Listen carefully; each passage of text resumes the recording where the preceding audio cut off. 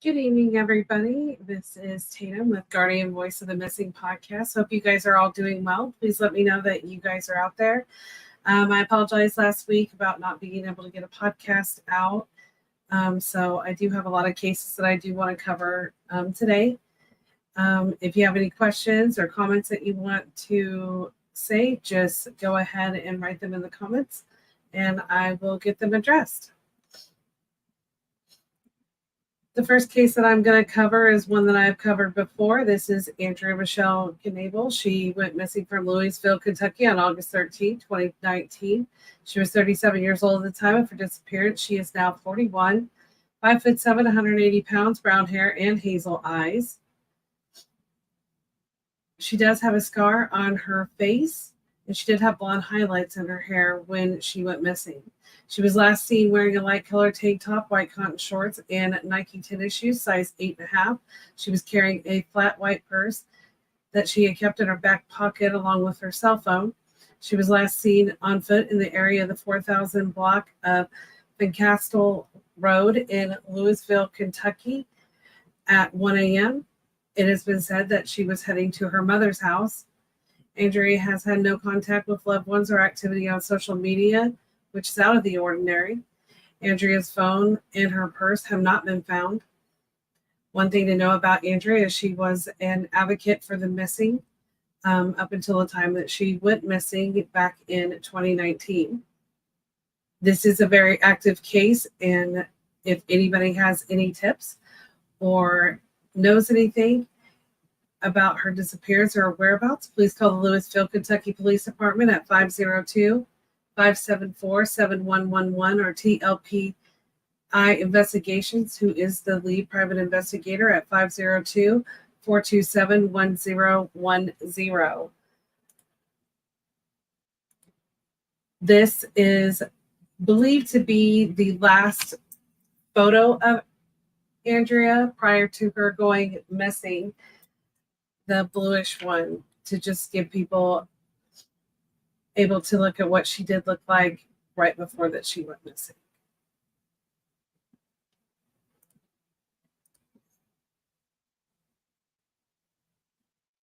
Hi, Allison. How are you? All right, going to move to the next case. I have shared this case before.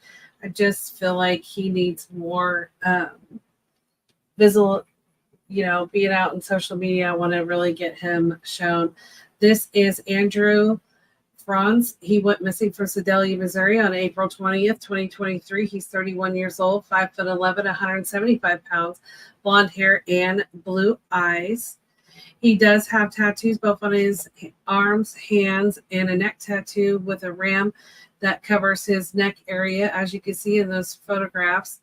He may have a goatee. He had left the home that he had been staying at in Sedalia, Missouri, heading to Excelsior Springs, Missouri, in his white 2019 Ford Escape SUV with Florida license plate A as in Apple, V as in Victor, 13, N as in Nancy, F as in Frank. Law enforcement reported that he did get a traffic citation from the Kansas City, Missouri Police Department on April 20th, 2023 at 4:26 p.m. His vehicle had been later found at the right way and had been towed from the KFC on April 24th, 2023 to Excelsior Spring. He does have ties in Excelsior Spring, and he was last seen wearing blue jeans, a blue t-shirt with an American flag, dark gray Skechers shoes, and a ball cap. Andrew had daily contact with his loved ones, so this is very out of the ordinary for him to not contact his loved ones. If you have any information regarding Andrew's disappearance or his whereabouts, please call the Sedalia, Missouri Police Department at 660-826-8100. And I know that his family is really wanting to get him back home. Well, hello, Hades. How are you? And I'm sorry, guys, if I don't sound so perky. I haven't been feeling very well. All right, this next case I've shared several times. I know somebody out there knows something, trying to keep this very active for law enforcement.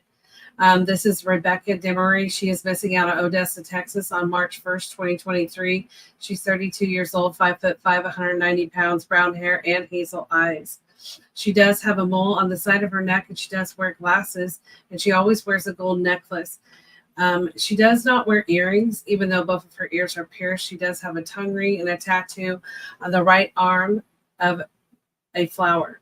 She does go by the name Becky. She had contact with loved ones every day and last spoke on the phone February 28th of 2023. It was reported that she had went to the hospital and called to ask for a ride when she was discharged on the 28th.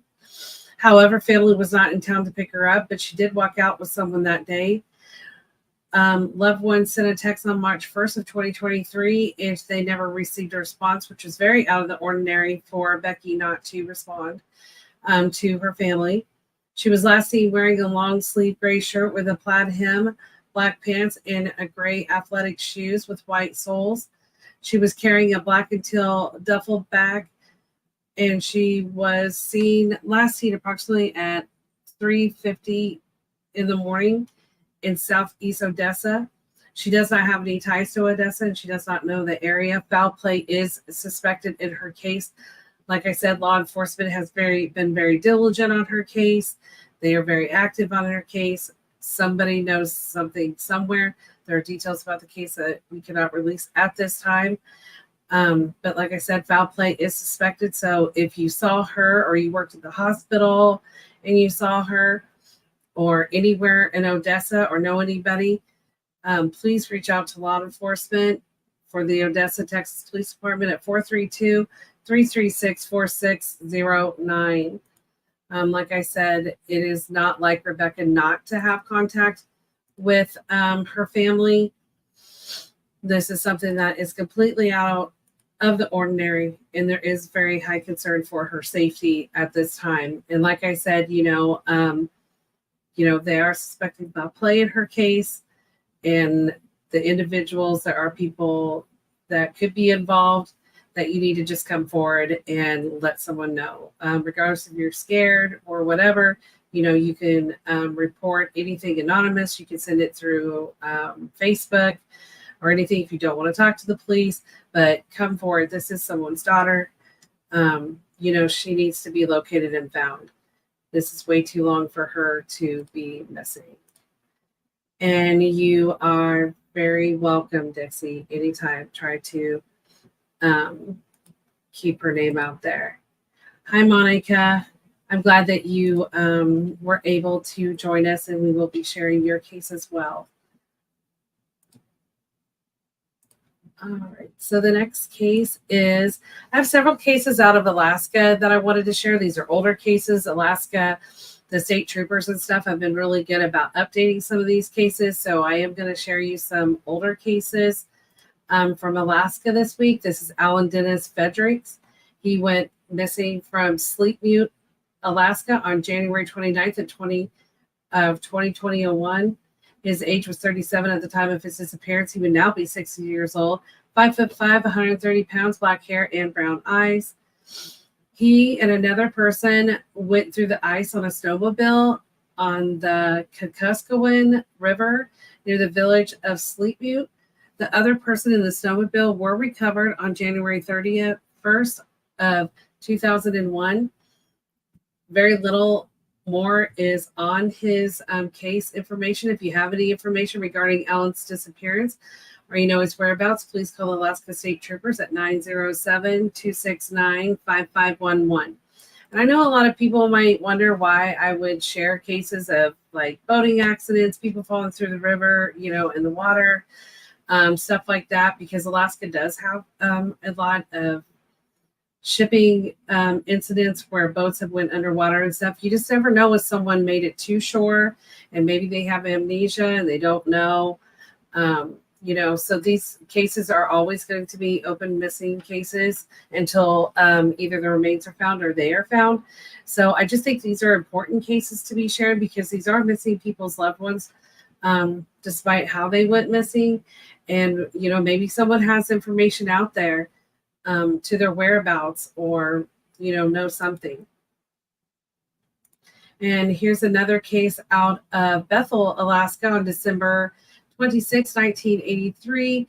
This is Carl Wasili Jackson. He went missing. He was 50 years old. He would now be 90, 5'7", 160 pounds, black hair and brown eyes. He does have fingers missing on his right hand, and he has a scar on his right arm and a scar that goes from his right eye to his elbow. Carl was last seen on a snow machine from Alaska to Bethel, wearing goggles, black leather winter gloves, dark blue knitted cap, black snowsuit, black jacket, and swirl boots. If you have any information regarding Carl's disappearance or know the whereabouts, please call the Alaska State Troopers at 907-269-5511.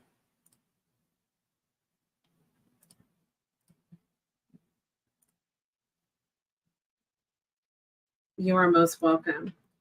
Hi, Ellen. Great to see you too as well. I hope you guys have all had a good week, couple weeks, and everything. This next case I just updated again, his flyer and everything. This is Calvert Baker. He went missing from Fignon, Arizona on July 18th, 2022. He was 40 years old. He is now 41, 5'9" to 5'10", 215 to 220 pounds, black hair and brown eyes. He does, his hair is probably about 10 to 18 inches long, and he does wear it back in a ponytail style. He may have a short beard or on his chin and upper lip.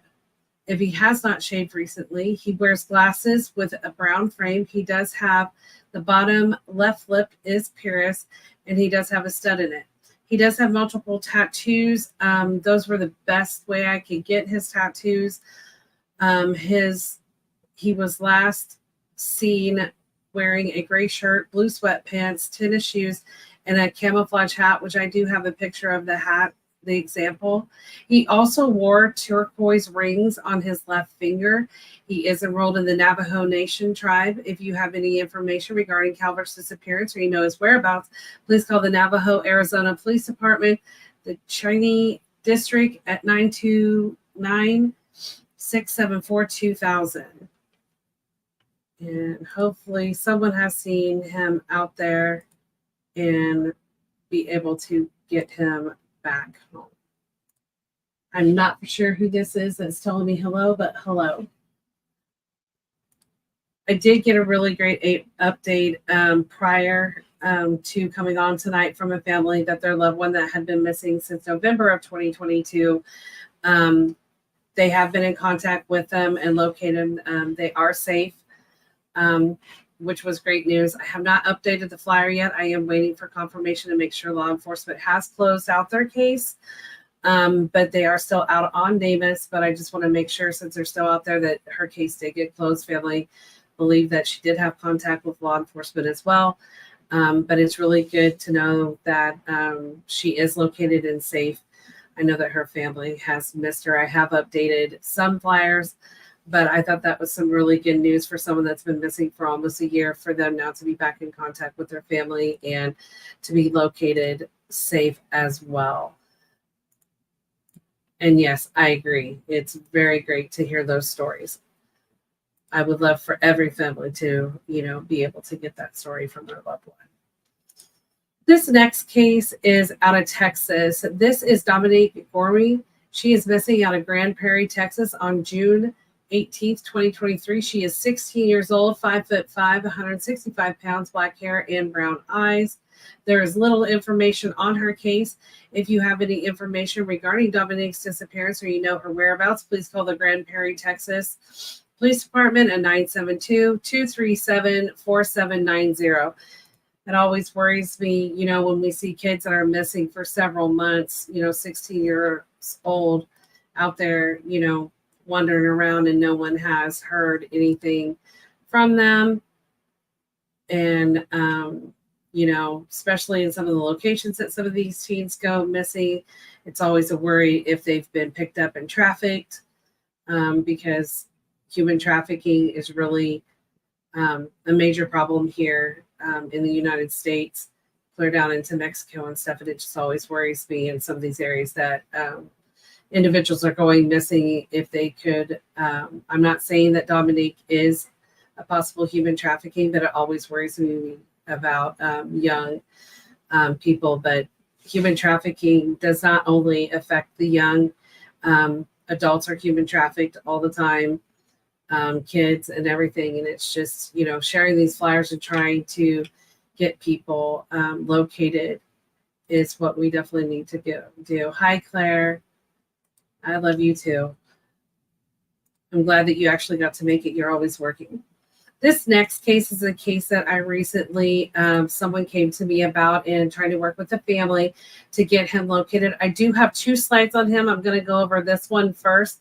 The reason I have 2 pictures of David Joy Anderson is I always like to show different looks of individuals that go missing, because you never know if they'll shave or they'll, change their hair color, stuff like that. So that's why I have 2 pictures of David right now.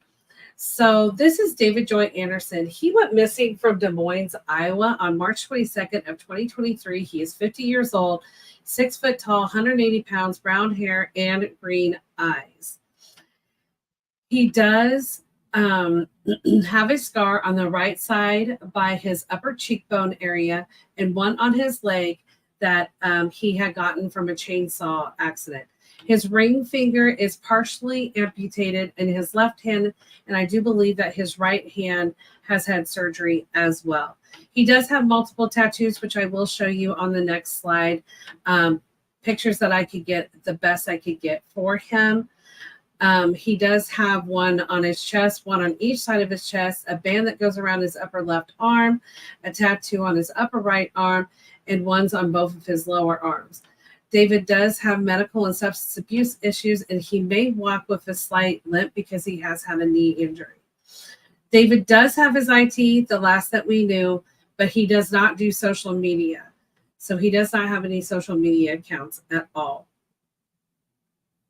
He did have his cell phone on him at the time. David was last seen wearing a long sleeve shirt, dark pants, boots, and a baseball cap, getting into a spray painted black and blue. It was blue it's black all over. It's blue on the hood. It is blue on the top, as you can see in that picture. That is actually a picture of his truck. 2004 Chevy Ambulance 4x4, the Z71 model. It does have Nebraska plate, number WSP027. The passenger window was broken out with a piece of cardboard and tape over it. He had left his home in Bellevue, Nebraska on March 10th of 2023 around 6 p.m. He had last spoke to a loved one on March 18th of 2023. He was headed to Des Moines, Iowa. However, his cell phone had pinged in Osage Beach, Missouri.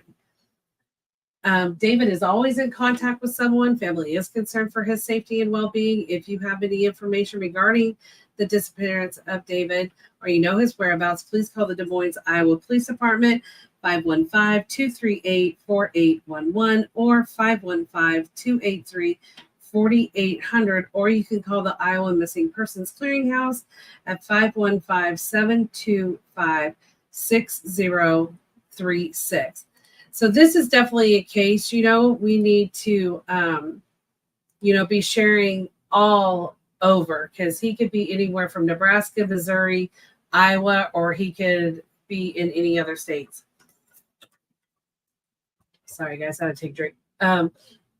Here are the pictures of his tattoos, the best I could get. Some of them are pretty light.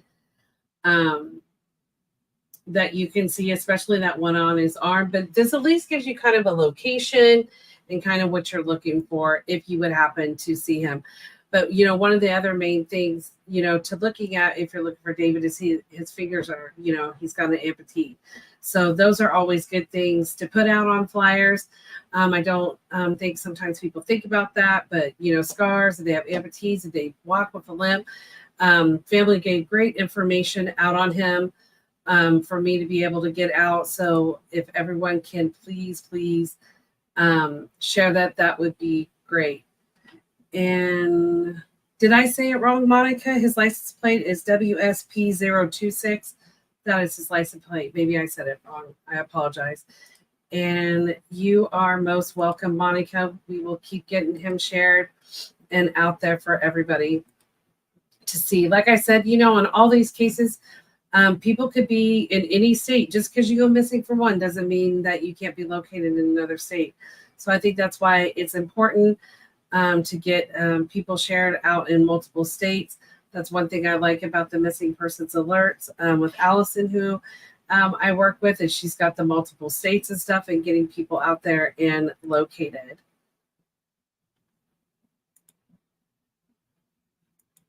I know. I got a lot of people trying to get me to Wisconsin with some of the cases. So I'm trying. I'm working on it. Oh, yeah. Monica had said that there's a possibility that he's been in Texas, but it has not been confirmed. So there's another place. If anybody's on here from Texas, please share it around. Or even if you're not from Texas, you know, please share it around to these other states, and hopefully someone will see him. His truck is very identifiable too, you know, with the blue top and the blue hood. Those are also other things, you know, if they are in a vehicle, you know, those things that are really easily identifiable that makes them stand out. So, like I said, family did a great job giving information out. I know it's so hard when, I know, like for me, when I ask a lot of questions, when families are so emotional and the loved ones are so emotional. And one thing I always tell them, you know, I know it's hard for you guys. And if you guys ever think of anything, if I've done a flyer for you, you want me to do a flyer for you, if you think of something later on, flyers can always be fixed. I don't want anybody to ever think if I make a flyer, I will never fix it or change it or update it or anything like that. So, I mean, it's okay if you don't remember everything right away. That's okay. That's okay even by law enforcement. If you guys come up with something, you think of something, call up law enforcement. Let them know that, hey, I thought about this. I didn't think about this earlier. You know, you can always add to your reports and stuff on missing people as well. Oh, thank you, Monica. And like I told you earlier, you guys are in my thoughts and prayers, and we will try to get him located. All right. This next case is a case that family came and asked me to put out for him. This is Elijah Michael Drew. He is missing out of Oklahoma City on October 17th of 2020. He's 25 years old at the time of his disappearance. He is now 26. 5'11", 130 pounds, brown hair, and brown eyes. He does have both of his ears pierced and his nose, and he has a scar above his left eyebrow. He has multiple tattoos, as you can see, on his arms and his chest. He has a full tribal sleeve on one of his arms and a bull on his chest. From what I understand about him is he was a bull rider. So this, I think, is important to bring up in case, you know, he may be somewhere if you're out at the rodeo or the county fair. I know there's fairs going on right now, you know, and they have bull riding or anything like this. These would be very key places to put up flyers to look around and see if anybody recognizes him or, you know, if he would be there. He was last seen by loved ones at 1:30 p.m. on October 17, 2022. They had dropped him off near Sheraton and Hudson Avenue in Oklahoma City. His loved ones had received a phone call on October 20th, 22, and he had told them that he was boarding the Metro Transit bus to visit friends. He would call later, and however, that phone call has not came back into family. He has not been seen or heard from since. If you have any information regarding Elijah's disappearance or you know his whereabouts, please call the Oklahoma City, Oklahoma Police Department at 405-297-1129.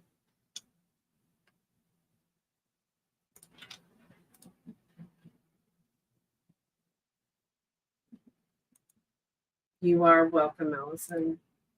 You are most welcome. Toya, I hope I say that right. Toya, you are most welcome, and we will continue to share your loved one as well. And then Allison is showing like different hashtags. We could talk about the hashtags real quick. These are really important when you guys are sharing stuff. Okay, good, because I'm not always good at pronouncing people's names. A lot of the advocates that I work with know that. And some of the family does. But I do try. Hashtags are really important. We use it a lot to be able to have quick ways to find your loved one. Like someone can just, type in, well, we could do Elijah since he was the last one. Elijah Drew. I've done hashtags on him. So if you Google, you should be able to pop him up, and it should pop up to the flyer or any information that might pull his name. Even on Facebook, it'll pull up their names and stuff. It's just a great way for people to find information about missing people and missing persons and stuff. So that's why we do a lot of hashtags. Yep. Advocacy, still missing persons. These are all really good hashtags to do. And I always hashtag names as well. Getting those names out there and everything. So hopefully someone, if they come across them or anything, they will be able to find if someone is missing and pull up their information quicker. This next case is a case I would love to see solved. This is Dana Jane Bruce. She is missing out of Sedalia, Missouri on October 4th, 2008. She was 23 years old at the time of disappearance. She is now 37. 5'2", 98 pounds, brown hair, and she had green hazel eyes. She did have red highlights in her hair at the time of her disappearance, and it was shoulder-length, wavy with bangs. She is blind in her left eye. Both of her ears are pierced once each. She has a 2-inch scar along her lower spine and a staple scar on her right shoulder. She does have a tattoo, as you can see in that picture, on her upper left arm of a teddy bear with wings and a banner that says Dylan.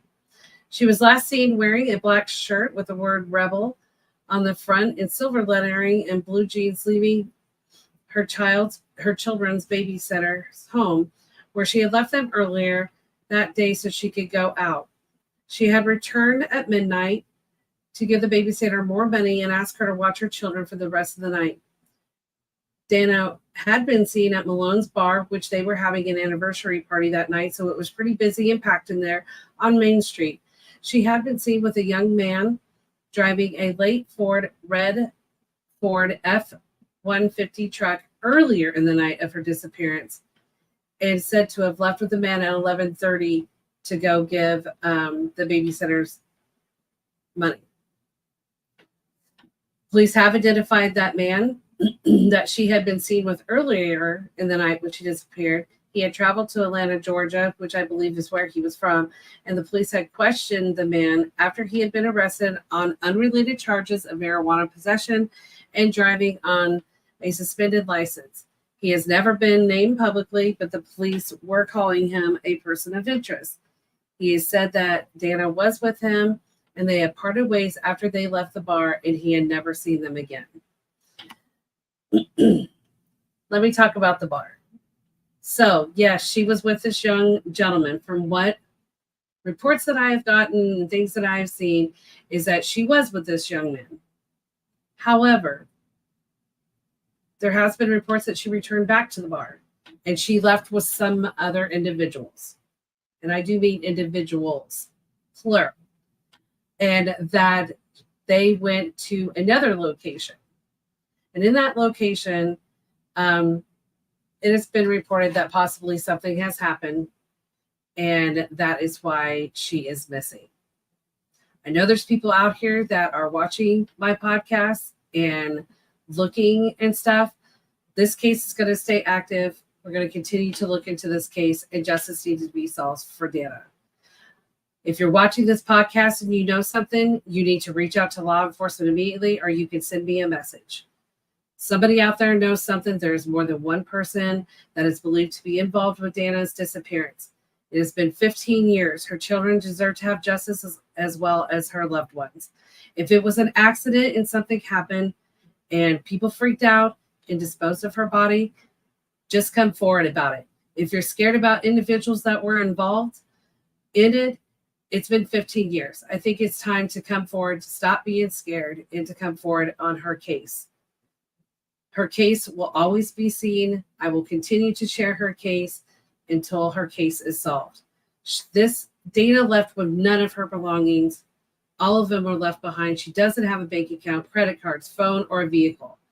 It is unknown if she had her ID on her time, but one thing to know about Dana is she was a very loving, devoted mother to her children. Everybody has said that. She would never leave or abandon her children. Foul play is suspected in her disappearance.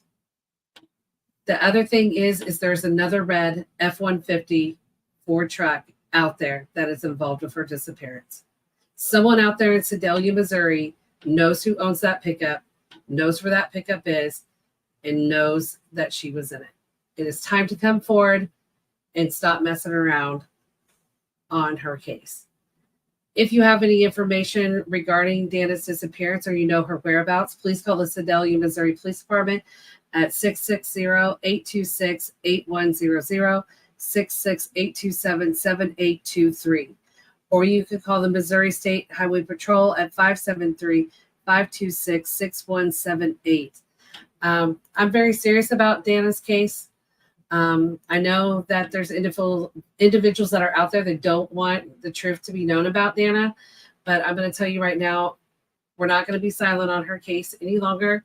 We will keep sharing her flyer and we'll keep digging until the truth comes out. The truth is out there somewhere. You know, it's time for people to come forward and be honest about what is going on. And just know that we're going to keep sharing her, Dana's and everybody else's posts. So if there's foul play, just come forward. If it was an accident, just come forward on these cases. You know, leave it an anonymous tip. Just tell people where people are located, you know, and whatever happens goes from there. But, you know, if your loved one was out there missing, or if you felt foul play, or you heard some of the stories that are out there about some of these cases, and it was your family member, you would want someone advocating and fighting hard as well. You would not want people to be silent. So, you know, I think 15 years is too long. I think one day is too long. So I just want everybody to know that, especially in Dana's case, not going to be quiet about it. So if you know something, say something, because I do know people are watching, and it's time for you to come forward. If you do the crime, you need to own up to it. So I'll stop ranting on Dana's case, because I feel for her family. I feel for her children, that a mother that was so loving just one day never came home. Oh, here's another fact on why I truly believe that probably she is missing, not on her accord. She did sign a lease for a new place to live the day she went missing. People don't do that. People don't sign leases and do all that stuff and then just disappear.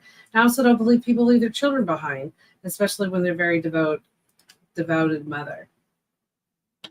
You are most welcome, Ellen, and I will continue to share Dana's flyer out there. So if you guys see their flyers and stuff, I'm just going to flash up some of this stuff that people are posting and everything.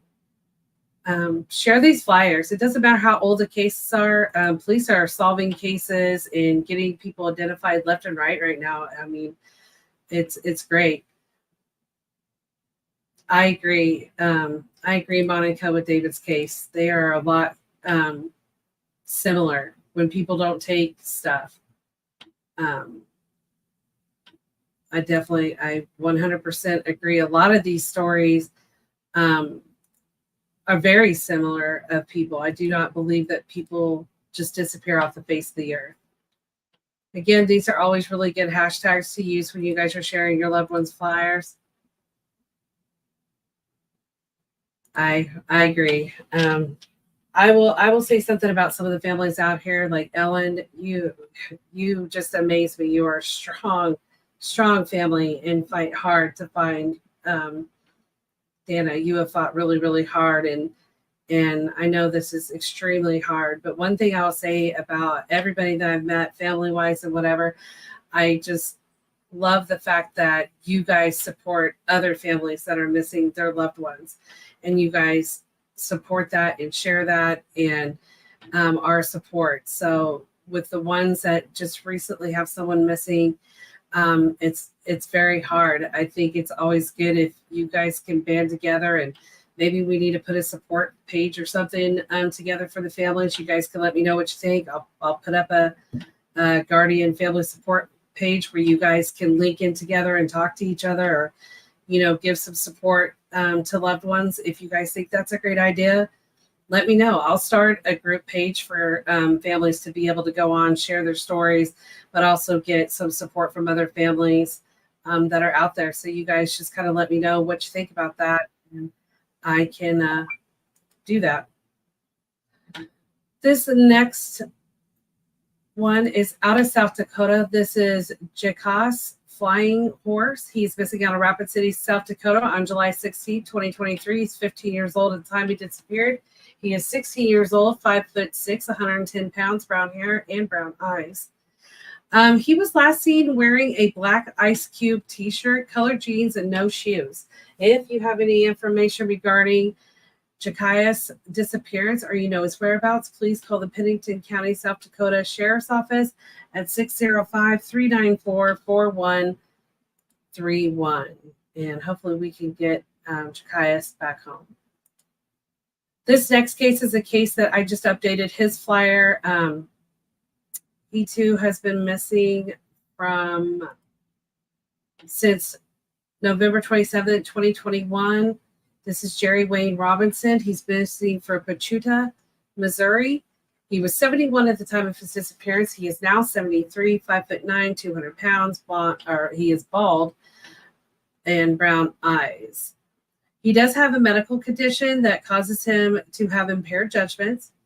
At the time of his disappearance, he was seen in the area of County Road 16 in Jasper County, walking in an unknown directions. I'm not really quite for sure why they don't know the direction, but that's what's been reported. It was said that he was in a company of Lester Cornell Jefferson. Lester at this time is not to believe to be involved with Jerry's disappearance. Jerry had no contact with his family. Oh, he has had no contact with family. He left his cell phone and his wallet behind when he disappeared. If you have any information regarding Jerry's disappearance, or his whereabouts, please call 911 immediately, or call the Jasper County Sheriff at 501-764-2588, or the Mississippi Department of Public Safety, 601-512-0100.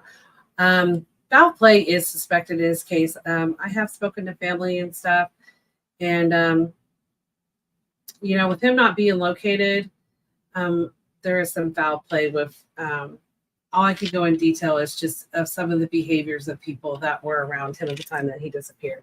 But like they said, law enforcement does not believe that Lester is a person of interest, and I'm not speaking of Lester. But if we could really get his flyer shared around, that would be great. I know his family would appreciate it. And hopefully someone will come forward. I agree, Dixie. You definitely need justice in your daughter's case. I agree. Thank you. I try. I know I ramble sometimes, you guys. I'm sorry.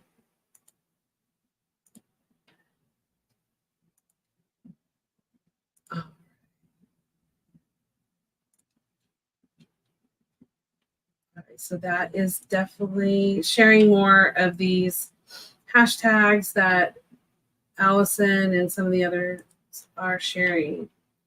All right, so this next case is J.P. John Paul Parton. He is missing out of High Ridge. Give me 1 second. Oops. Sorry, Allison, I'm taking your comment off. All right, so this is John Paul Parton. I've been helping on his case for over a year. He went missing on May 16th, 2021. He was 19 at the time of his disappearance. He is now 21 years old, 6 foot tall, 175 pounds, brown hair and brown eyes.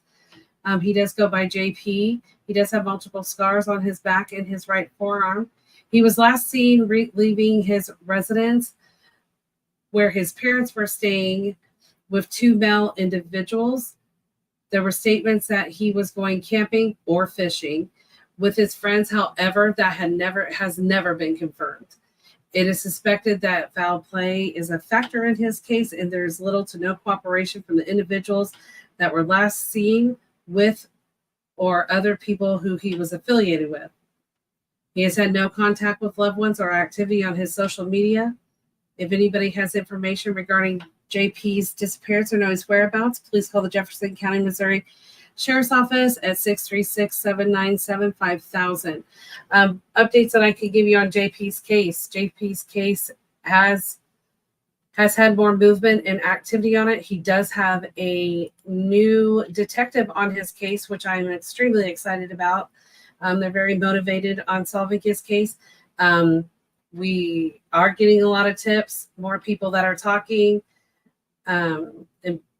and stuff. So that's about all I can share about JP. I do feel like it is good that his case is still very active and people are sharing his stuff and people are coming forward.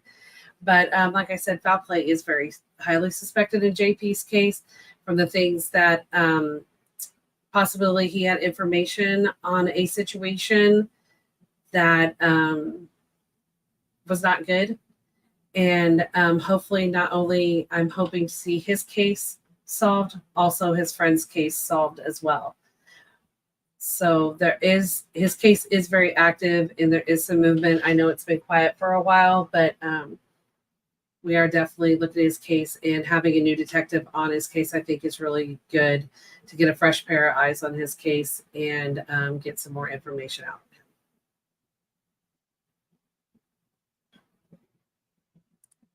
All right, this next case is Emily Lynn Hyber. I just updated her flyer as well. She's from Yuma, Arizona. On February 3rd, 2013, she disappeared. She was 19 at the time. She's now 29 years old, 5'6" to 5'7", 115 pounds, brown hair and green eyes. She does have her lip and her ears pierced. She does have a tattoo of a cross in the middle of her back, as you can see in that picture. She did have a small black, tan, and white dog named Bruiser, who she always had with her, and he is still missing as well. She was last seen there in the early part of February 2013. She's had no contact with loved ones, friends, or associates. This includes no activity on her social media or her phone, which is out of the ordinary for her. She did struggle with a drug addiction at the time of her disappearance and has been known to have several social circles. At the time, she did stay with multiple people on different occasions and would travel to Mexico at times.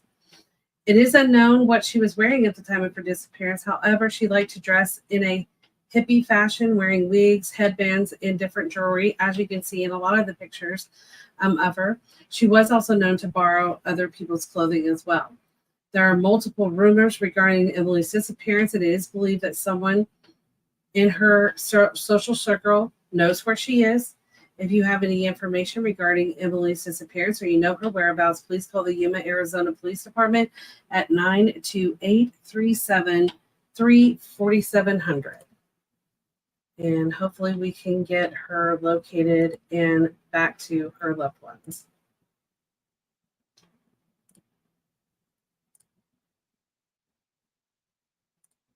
All right. This case is Kimberly Espinoza. She was just recently put out on the NamUs website. She went missing on July 9th, 2023 from San Antonio, Texas. She was 16 years old, 5'4", 110 pounds, black hair and brown eyes. She does have a scar on her forehead. She was last seen wearing a black hoodie and black shorts. If you have any information regarding Kimberly's disappearance or you know her whereabouts, please call the San Antonio Texas Police Department at 210-207-7660. And there is little information out there on her case as well. This is Jessica Lynn Orchowski, I think is how you say it, Orchowski. She's missing out of Oklahoma City on July 6, 2023. She's 28 years old, 5'3", 180 pounds, blonde strawberry hair, and her eye color is unknown. She has multiple tattoos, as you can see in the pictures. She has let's see. She has a sun and a moon with faces in a circle type kind of shape on her upper right side of her back, and the name Randy with a purple rose with a green stem on her upper left side of her back. Inside of the lower left arm, she has a red rose with Riley Be Mindful at the bottom and Jackson above the rose. A butterfly on her upper left arm, a flower on her hip, a skull in a circle on her other hip close to her knee. A rose with drops coming off of the bottom on her back right calf, and a large design on her upper left arm. She was last seen wearing a rust red tank top, cut off denim shorts, and a low top white shoes on July 6, 2023. This is all the information that is out on her. If you have any information regarding Jessica's disappearance or you know her whereabouts, please call the Oklahoma City, Oklahoma Police Department at 405-297-1129.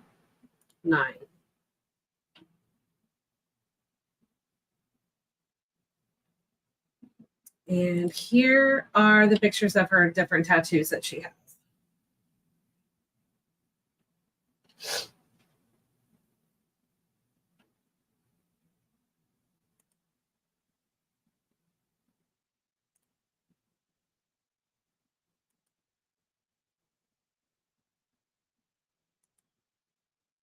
This next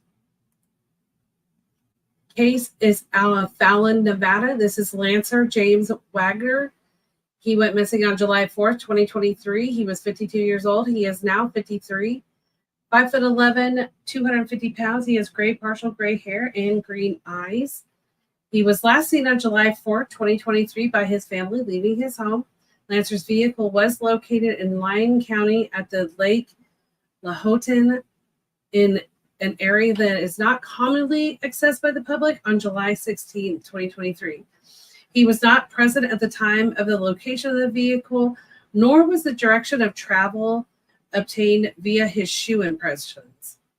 He is known to visit remote areas for several days without communication. However, this length of time that he has been gone is uncommon for him. His family reported him missing on July 8th, 2023.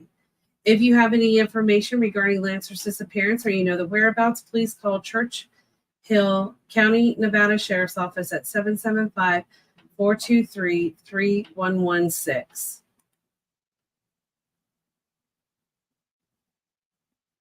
And if you guys have any questions or have any comments, feel free to comment. Here's another really old case out of Alaska. Like I had said earlier, the Alaska State Patrol has really been updating and putting these cases into the NamUs database. Again, I just think it's important to get them out and everything, no matter how old they are. So this is Leon Charles Nelson. He went missing from Juneau, Alaska, October 18th of 1984. He was 21 years old. He would now be 51, 5'9", 150 pounds, brown hair and brown eyes. He was involved in a boating accident near Angone at the Kokshako Inlet. He has never been located, and law enforcement does presume that he is deceased, but there's always that chance that he could not be. If you have any information regarding Leon's disappearance or know his whereabouts, please call the Alaska State Troopers at 907-269-5511.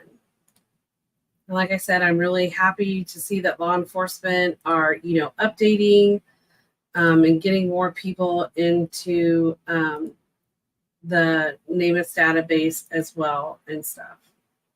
So again, here are some more hashtags out there for you guys on some of these different cases.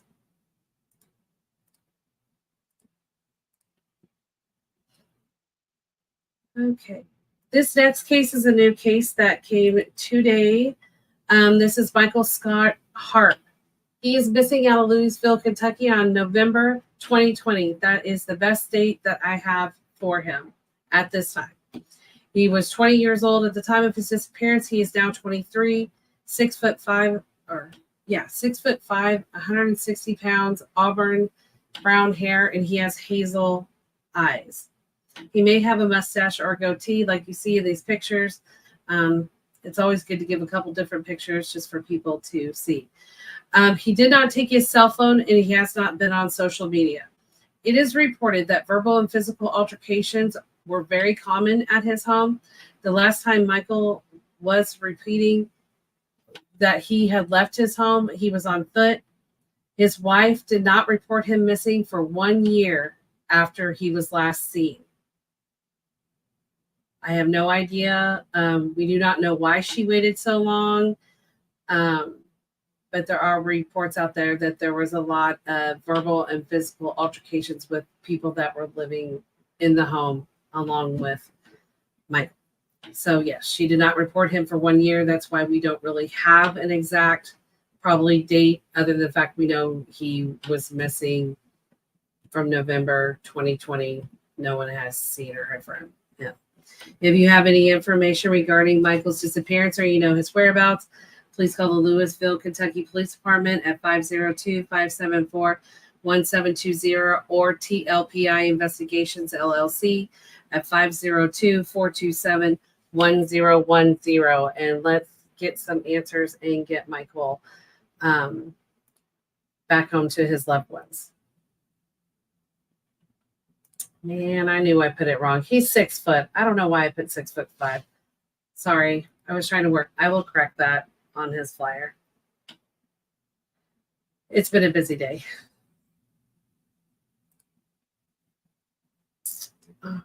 This next case is a little bit of an older case, which I updated, but it does have a lot of different neat things that I kind of wanted to talk about. So this is Morgan Chantel Nick. She's missing from Alma, Arkansas on June 9th, 1995. She was 6 years old at the time of her disappearance. She is now 34. This was a picture of her when she went missing. These were the pictures, but I did put an age progression up there as well. She was 4 foot, and I know this is not how tall she is now. She was 4 foot tall when she went missing, 55 pounds, blonde hair, and blue eyes. Okay, so on hers, I need to pull up one more thing. As you guys see at the bottom, there is that playing card. I don't know how many people know about the playing cards that are getting put out in prisons. So there are playing cards that have been developed with missing persons case, unsolved homicides cases, and stuff like that. And they are putting them in prisons all across the nation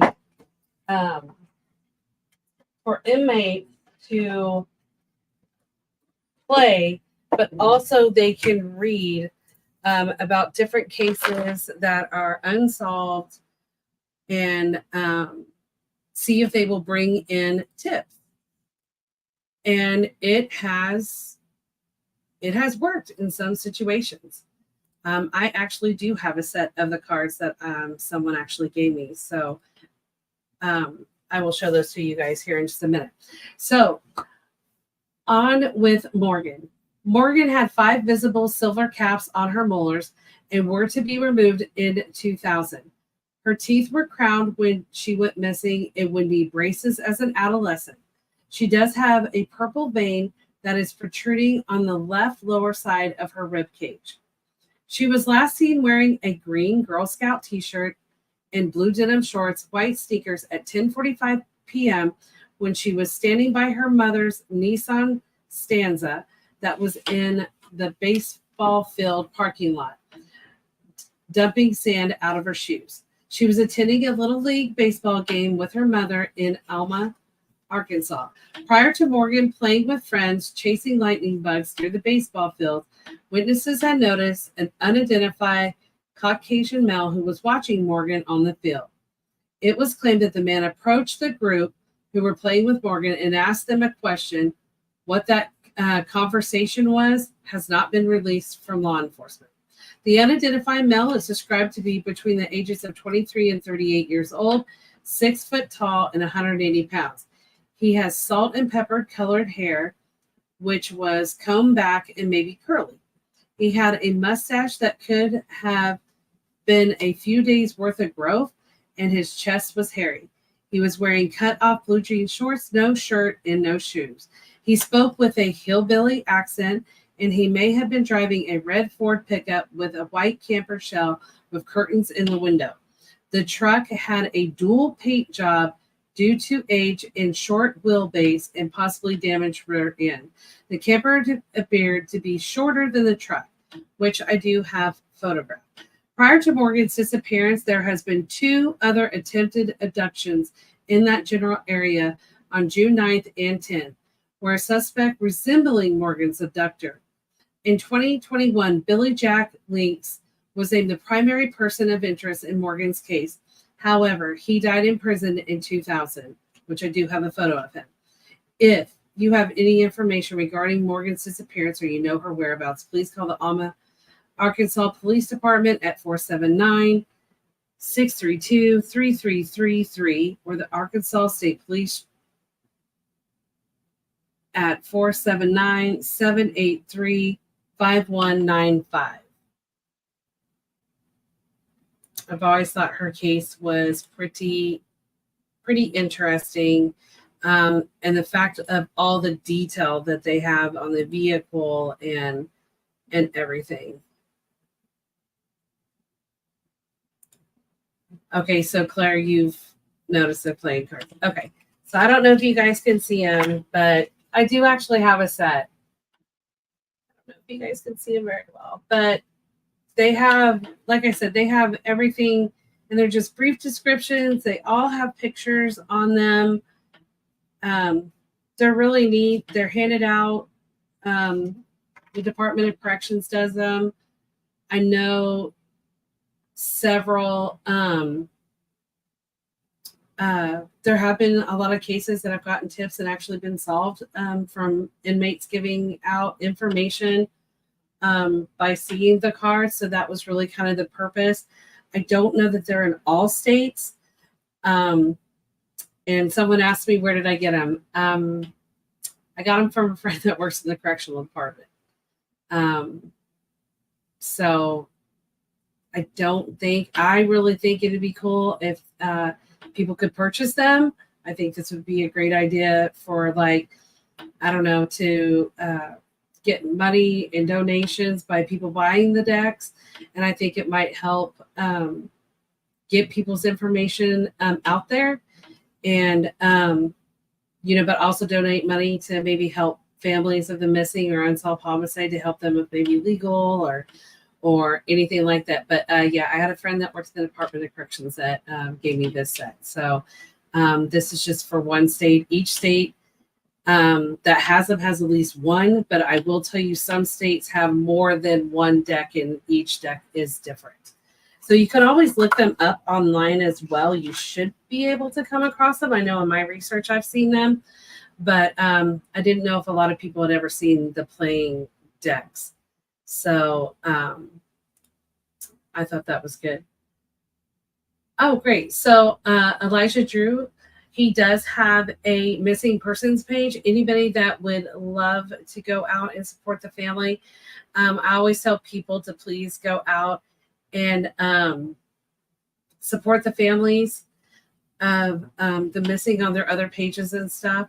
So this is Elijah's. And Ellen is saying, oh, they do have a card from Dana. Okay, I'm going to try to see if I can find her card and add that onto her flyer. I did not realize that she had a playing card. So I will try to, on any of these flyers, if they are actually on the playing card, to get them posted on their flyers, because it is really neat. It is something different, and it's kind of nice that, and from my understanding, if the state has these decks, these are the only cards they get to play with.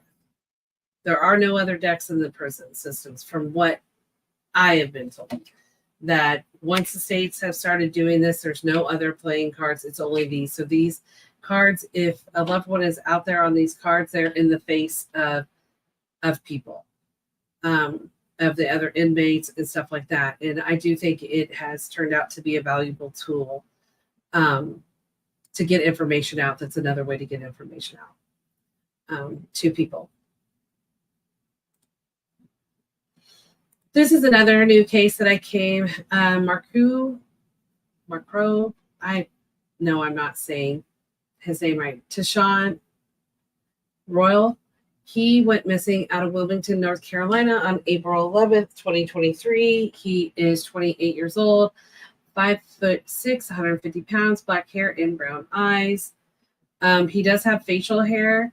He has a scar on his neck and one arm. He does have tattoos on both arms and a tattoo of a tiger and a yin yang symbol on one of his forearms. A loved one had reported him missing, that they last saw him on March 9th of 2023 and spoke to him via FaceTime through a text message on April 11th, 2023. It is uncommon for him to go that long without contact with his loved one, and now his phone has been disconnected. Other people who know him have been contacted. It is reported that no one has seen him or heard from him either. If you have any information regarding Merquell disappearance or you know his whereabouts, please call the Wilmington, North Carolina Police Department at 910-343-3600. And hopefully we can get him located. I have 2 more cases, guys.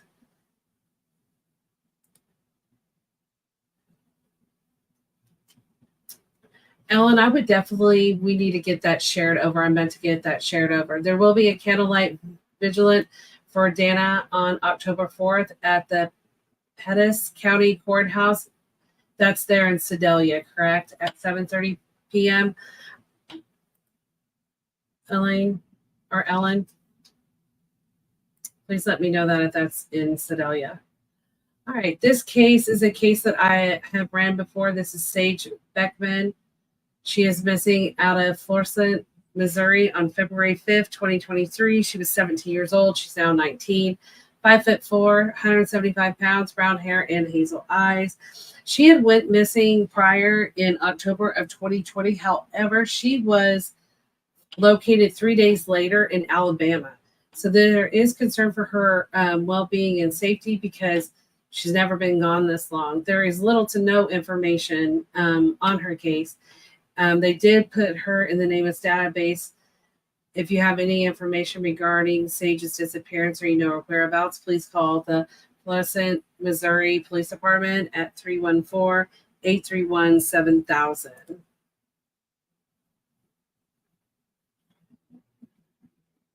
The last case I am going to cover again because there's a lot of concern of the safety of Erin Nicole Mincy missing out of, she originally went missing out of Dover, Delaware on November 11th, 2022.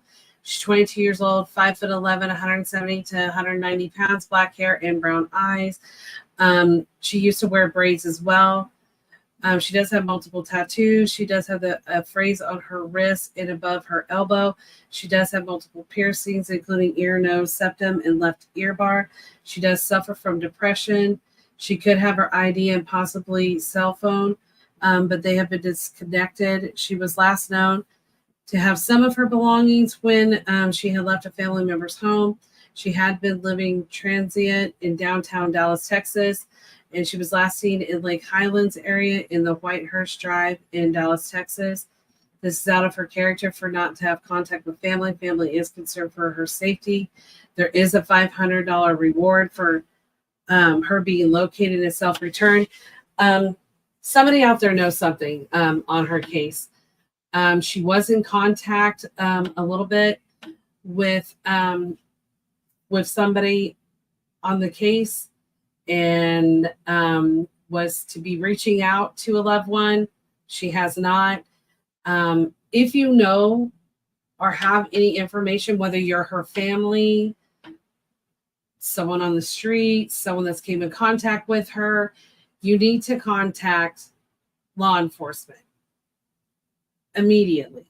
Have her contact law enforcement. Contact the Dallas, Texas Northeast Division Police Department at 214-678 or 871-4288 or TLPI Investigations at 502-427-1010. I know somebody out there has information on her, and just needing to know if she's safe, if she's okay. Erin, if you see this, please reach out. You can always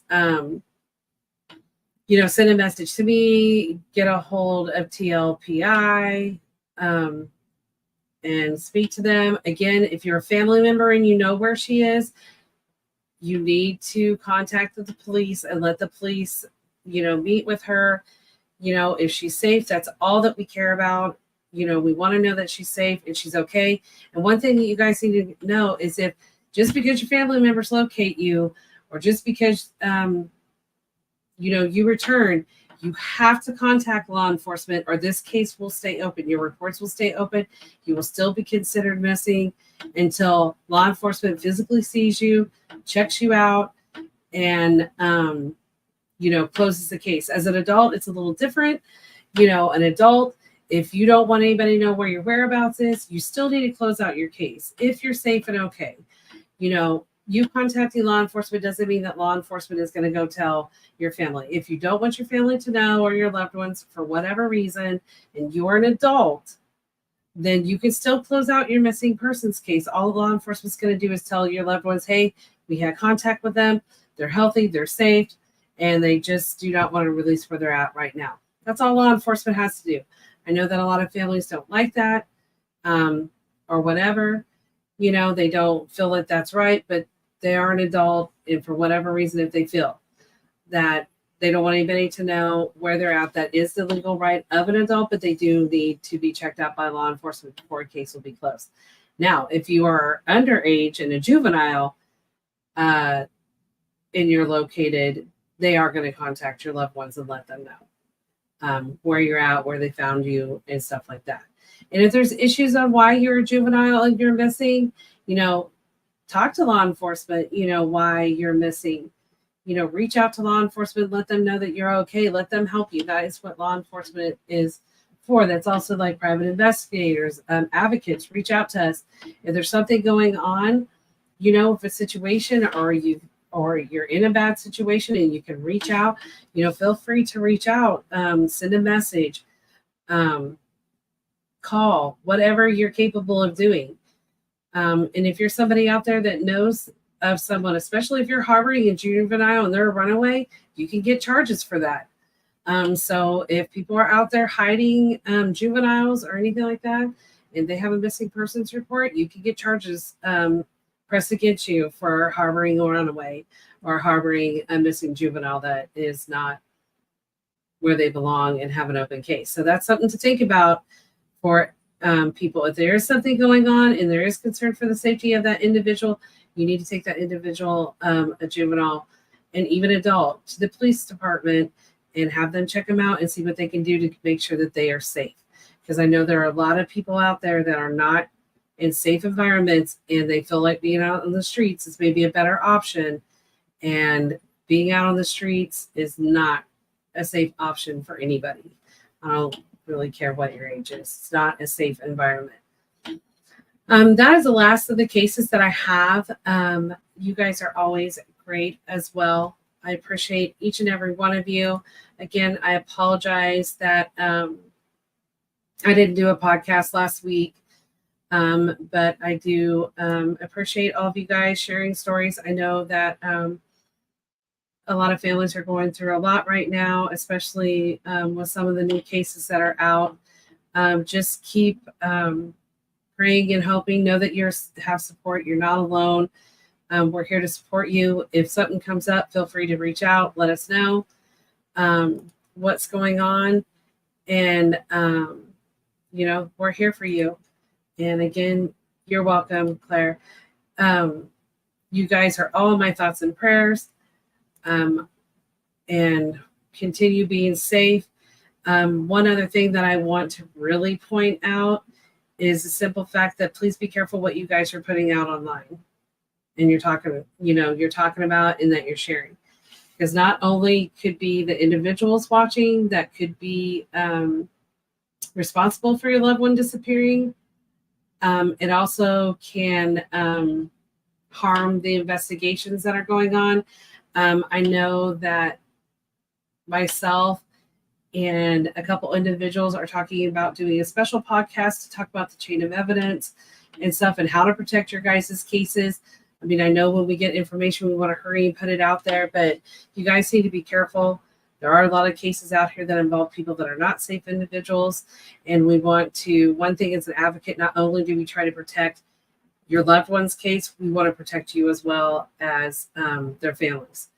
So just be mindful of what you're putting out there. Be careful what you're putting out there, because and like I said, we will discuss on another podcast about the chain of evidence and how we, even as advocates, private eyes, law enforcement, of course, has to be careful. Lawyers and even families as well. You have to be careful about the information that you're giving out, who you're giving out to, and who you're talking to with it. But